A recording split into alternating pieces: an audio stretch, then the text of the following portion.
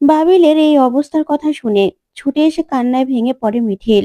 সব সত্যি স্বীকার করে নেয় কোয়েল। হ্যাঁ বন্ধুরা, এমনটাই দেখা যাবে। তাই সম্পূর্ণ জানতে ভিডিওটিতে লাইক দিয়ে চ্যানেলটি সাবস্ক্রাইব করে দেখতে থাকুন। নতুন পর্বে দেখা যাবে বাবিল কতগুলো স্লিপিং পিল খেয়ে নেয়। তখন অচেতন অবস্থায় নিজের খাটের উপর পড়ে থাকে। তখনই কিষাণু গিয়ে বাবিলের অবস্থা দেখে সবাইকে ডাকে। তখন তো সবাই কান্নাকাটি শুরু করে দেয়। ওদিকে কমলিনী চিৎকার করে কাঁদতে থাকে আর বলে, আমার ছেলেটা আমার ছেলেটা কি করে ফেললো? ওকে আমি ঠিকঠাক মতো কথাও বলতাম না।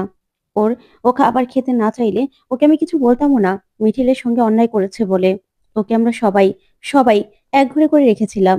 তার জন্যই হয়তোবা আমার ছেলেটা আজকে এই অবস্থা করেছে। আমার ছেলেটাকে তুমি ঠিক করে দাও ঠাকুর। তখন মিঠিলকে ফোন করে করছি। আর ফোন করে সবটা জানালে মিঠিল কাঁদতে থাকে আর বলে, পিসিমণি আমি আসছি। এই সময় বাবিলের পাশে আমি থাকবো না? এটা হতে পারে নাকি? আমি তোর বন্ধু, সারা জীবন ওর বন্ধু হয়ে থাকতে চাই। তখন কুর্চি বলে, প্লিজ মিঠিল, তুই সবটা ঠিক করে নে না। তখন মিঠিল বলে, না না পিসিমণি, সেটা আর ঠিক নয়।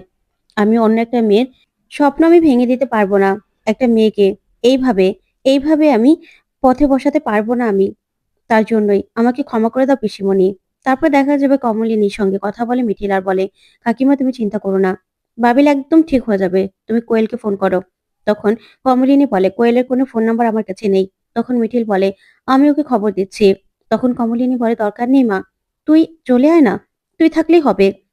তখন মিঠিল বলে, না না কাকিমা, তোমার ছেলের কাছে আমি হলাম এখন এক্স, যে এখন বর্তমান আছে, সবকিছুতে জড়িয়ে আছে।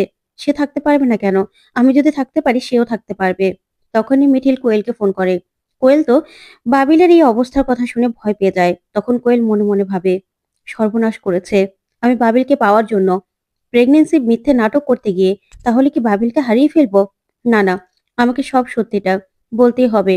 না হলে যে বাবিল সারা জীবনের জন্য শেষ হয়ে যাবে। আর আমি নিজেকে কোনোদিনও ক্ষমা করতে পারবো না। তখন দেখা যাবে কোয়েল বাড়ি থেকে বেরিয়ে যায়। ওইদিকে বাবিলকে হসপিটালে নিয়ে যাওয়া হয়। বাবিলের অবস্থা খুবই ক্রিটিক্যাল।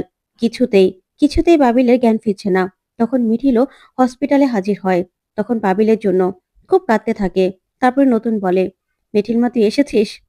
দেখ না, আমাদের ছেলেটার আজকে কি অবস্থা। ও রাগ করে আমাদেরকে ছেড়ে চলে যাচ্ছে। তখন মিঠিল বলে, না নতুন কাকু, তুমি চিন্তা করো না, কিছু হবে না বাবিলের। বাবিল ঠিক সুস্থ হয়ে যাবে। আমি কোয়েলকে আসতে বলেছি তো, কোয়েল আসলেই না সব ঠিক হয়ে যাবে। তখন নতুন বলে, না মিঠিল, এটা তুই ঠিক কাজ করিসনি। কারণ বাবিল, ও তো কোয়েলকে বিয়ে করতে চায় না, ও কোয়েলকে ভালোবাসে না। তাহলে তুই কেন কোয়েলকে আসতে বলেছিস এখানে যদি হিতে বিপরীত হয়? তখন মিঠিল বলে, দেখো নতুন কাকু, বাবিলকে কোয়েলকে বিয়ে করতে হবে। তাহলে কেন মেয়েটা আসবে না বলো তো? তারপরে দেখা যাবে কোয়েল সেখানে আসে। ওইদিকে বাবিলের জ্ঞান ফিরেনি। তখনই কোয়েল এসে কান্নাকাটি শুরু করে দেয় আর মিঠিলকে বলে, মিঠিল, আমার তোমার সঙ্গে কথা আছে। তখন মিঠিল বলে, কি কথা কোয়েল? তখন কোয়েল বলে, দেখো আমি প্রেগনেন্ট নই। আমি মিথ্যে কথা বলেছিলাম বাবিলকে পাওয়ার জন্য। আসলে আমি বাবিলকে না খুব ভালোবেসে ফেলেছি। বাবিলকে ছাড়া আমি বাঁচবো না। সেই জন্যই সেই জন্যই আমি মিথ্যে কথা বলেছিলাম বাবিলকে পাওয়ার জন্য। যখন আমরা একসঙ্গে থাকি, তারপরেই বাবিল আমার সঙ্গে কথা বলে না।